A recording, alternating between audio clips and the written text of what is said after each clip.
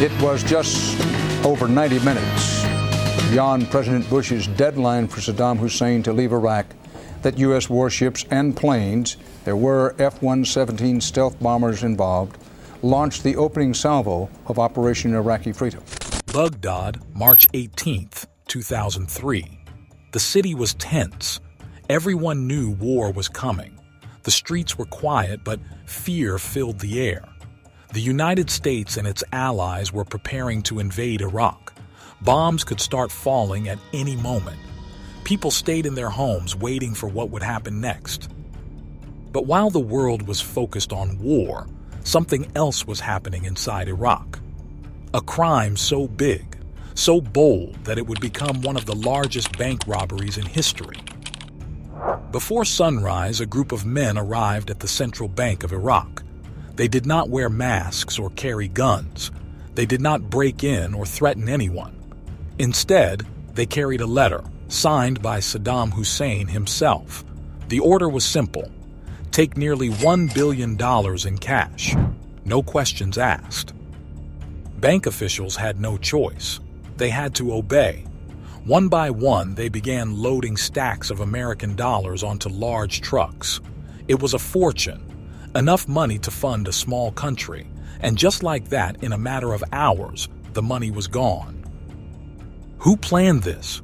Why did Saddam Hussein take the money? Where did it go? And did anyone ever find it? This is the story of one of the biggest and most mysterious heists in history, the $1 billion bank robbery of Iraq. To understand why this robbery happened, we need to go back in time. Saddam Hussein ruled Iraq for nearly 24 years. He was not just a leader, he was a dictator. He controlled everything: the government, the military, and even people's daily lives. Anyone who spoke against him was arrested or killed. Fear kept him in power. Saddam was born in 1937 in a poor village in Iraq. He grew up in a tough environment and joined the Ba'ath Party, a political group that wanted to take over Iraq. In 1979, he became the president. From that moment, he ruled Iraq with an iron fist. Under Saddam's rule, Iraq fought in two major wars. The first was against Iran in the 1980s. It lasted for 8 years and killed hundreds of thousands of people. The second was in 1990 when Iraq invaded Kuwait. This led to the Gulf War, where the United States and other countries attacked Iraq and forced Saddam's army to leave Kuwait. Because of these wars, Iraq was in bad shape. The country had little money, and people were suffering. The United Nations placed sanctions on Iraq, which meant that Iraq could not sell its oil freely or buy many needed goods. But Saddam and his inner circle still lived in luxury. They built grand palaces, wore expensive clothes, and controlled secret bank accounts filled with stolen money. Two of the most powerful people in Saddam's circle were his sons, Uday Hussein, on the left, and Qusay Hussein. Uday was known for his violent and reckless behavior. He ran Iraq's media and sports but was feared for his cruelty. Qusay, on the other hand, was more secretive. He controlled the military and security forces. He was the one Saddam trusted the most. By 2003, Saddam knew that war was coming again. The United States accused him of hiding dangerous weapons and planned to remove him from power. As U.S. forces prepared to attack, Saddam needed a plan to protect his wealth. If he lost control of Iraq, he still wanted money to survive. March 2003 was a time of fear and uncertainty in Iraq. The world watched as the United States and its allies prepared for war. They warned that an invasion was coming if he did not give them up, but Saddam refused. We have passed more than a dozen resolutions in the United Nations Security Council. We have sent hundreds of weapons inspectors to oversee the disarmament of Iraq. Our good faith has not been returned. To eliminate weapons of mass destruction. In recent days, some governments in the Middle East have been doing their part. They have delivered public and private messages urging the dictator to leave Iraq so that disarmament can proceed peacefully. He has thus far refused. All the decades of deceit and cruelty have now reached an end. Saddam Hussein and his sons must leave Iraq within 48 hours. Their refusal to do so will result in military conflict, commenced at a time of our choosing. Inside Iraq, the mood was tense. People stocked up on food and supplies, preparing for the worst. Families stayed home, unsure of what would happen next. The streets of Baghdad were mostly empty, except for military forces guarding key locations. Government officials worked in secret, making last-minute plans to protect their power. Saddam Hussein knew he could not stop the invasion. The Iraqi military was not strong enough to fight the U.S. and its allies. But Saddam had a different plan. He wanted to make sure that, no matter what happened, he and his family would not be left with nothing. One of his biggest concerns was money. Wars cost money, and Iraq's economy was already struggling. The country had been under sanctions for years, and Saddam's ability to move money internationally was limited. But he still had control over Iraq's most valuable resource, oil. The problem was that oil could not be sold quickly in a crisis. He needed cash. Saddam also knew that if he lost power, foreign forces would take control of Iraq's financial system. Banks would be frozen, and his government's assets could be seized. To prevent this, he decided to take control of as much cash as possible before it was too late. The Central Bank of Iraq was the perfect target. It held massive amounts of money in U.S. dollars. Unlike electronic funds, cash could not be tracked or blocked by foreign governments. If Saddam could secure this money, he would have the resources to escape, fund secret operations, or even try to regain power in the future.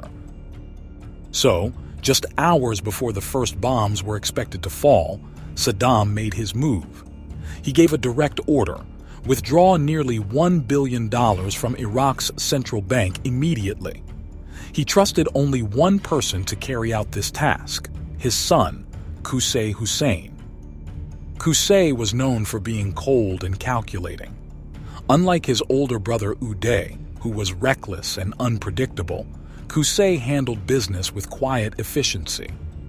He controlled Iraq's security forces and had access to all the country's top secrets. If anyone could pull off this massive withdrawal without resistance, it was him. On the night of March 18th, Qusay and a small group of Saddam's most trusted men prepared to go to the central bank. They had no need for weapons or threats. They carried something far more powerful: a signed letter from Saddam Hussein himself, demanding that the bank hand over the money without question. It was early morning on March 18, 2003. A convoy of vehicles arrived outside the massive building. Leading them was Qusay Hussein. He was accompanied by Abid al-Hamid Mahmoud, Saddam's personal secretary, and one of the most powerful men in Iraq. Inside the bank, employees were already at work. Some were counting stacks of cash, while others prepared for the uncertainty of war. Suddenly, they were interrupted. Qusay's men walked in and presented an official letter signed by Saddam Hussein himself. The letter had a clear and direct order: withdraw all available U.S. dollars and hand them over immediately. The bank's governor and his staff were shocked. This was not normal. Even under Saddam's rule, the central bank followed strict procedures. Moving large sums of money required detailed records and approvals. But this was different. This was a direct order from the president. The bank staff had no choice. Saying no was not an option. One by one, bank workers started opening the vaults. Inside were stacks of U.S. dollars wrapped in plastic. The amount was staggering: nearly $1 billion in cash, much of it in $100 bills. But taking the money was not easy. This was not a simple bag of cash. This was tons of paper money, physically heavy and difficult to move. To transport it all, 3 large tractor trailers were brought in. The money was not stolen in the traditional sense. It was simply taken under the authority of Saddam Hussein. This was power at its highest level. Saddam did not need to send armed robbers. He did not need to hide in the shadows. He used the system he controlled to take what he wanted. After leaving the bank, the trucks carrying the cash disappeared into the city. There were no official records, no public announcements, and no explanations. The money simply vanished. Some reports suggest that Saddam and his inner circle had already planned secret locations to hide the cash. Others believe that some of it was smuggled out of the country. In the following days, Saddam remained confident. He still believed he could survive the invasion. He never admitted to taking the money. To him, it wasn't theft. It was simply a precaution to protect Iraq's wealth from foreign hands. But within 48 hours, everything changed. On March 20th, 2003, just 2 days after the heist, the first U.S. airstrikes hit Baghdad. Explosions lit up the night sky. The attack came in waves, cruise missiles, followed by the F-117 stealth bombers with so-called bunker-busting bombs. Their target, a bunker believed to be sheltering what are called top leaders of the Iraqi regime. Now, this is what it looked and sounded like in Baghdad. It was this short, and this is what happened.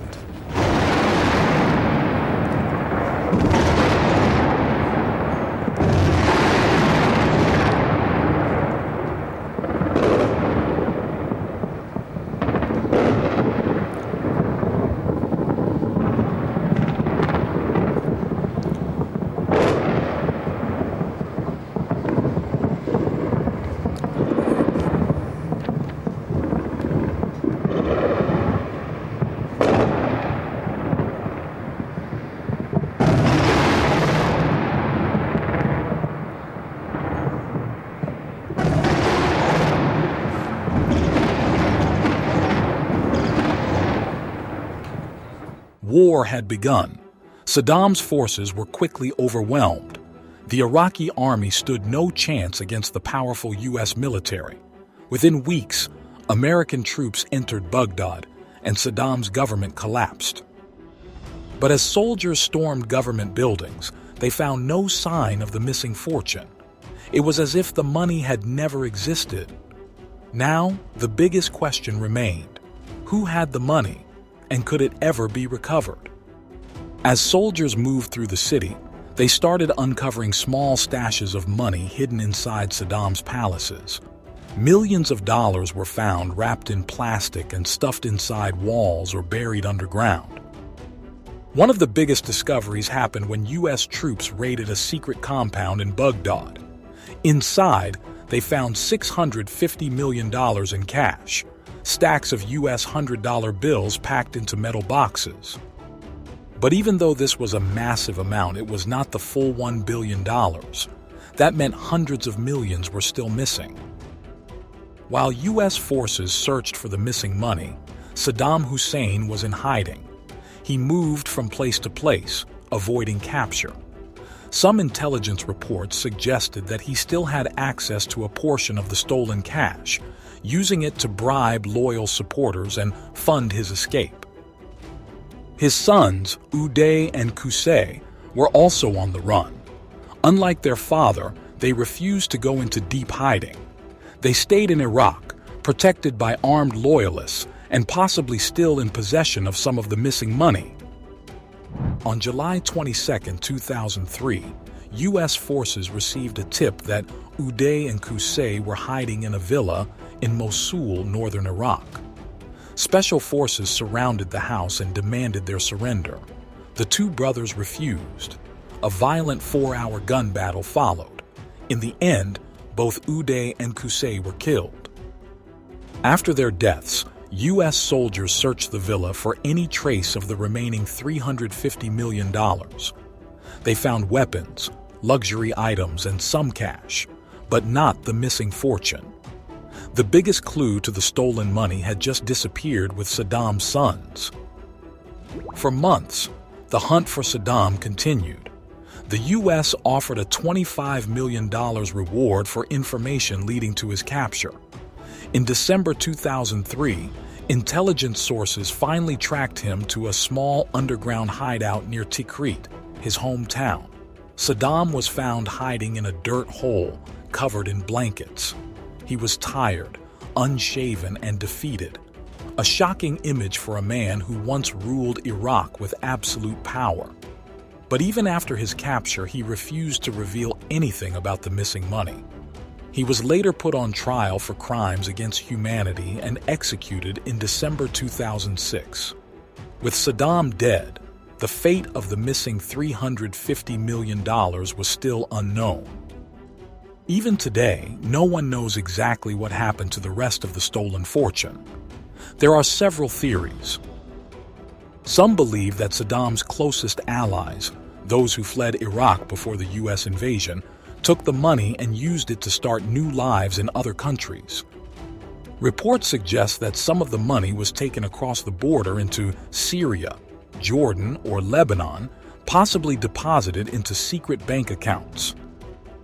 After the fall of Saddam's regime, Iraq fell into lawlessness and looting. Some experts believe that different groups, including former Iraqi officials, U.S. contractors, or criminal organizations, may have stolen parts of the missing cash. The most mysterious theory is that some of the money is still buried in Iraq, hidden in secret locations that have yet to be discovered.